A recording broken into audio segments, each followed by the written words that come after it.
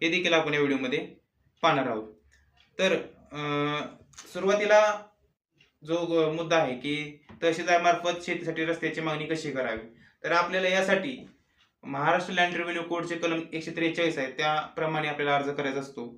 तर काय आहे कायदा, काय आहे, काय सांगितलं त्या 143 मध्ये, तर 143 मध्ये 5 सब क्लॉजेस आहेत.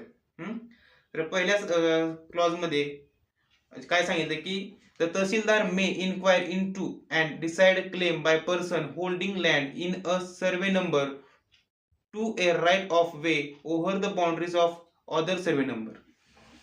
म्हणजेच काय, तर एखाद्या भूमापन क्रमांकात जमीन धारण करणारे इसम इतर भूमापन क्रमांकाच्या हद्दीवरून रस्त्याबाबतचा हक्क सांगत असतील तर तहसीलदारास त्याची चौकशी करता येईल आणि त्याचा निर्णय करता येईल.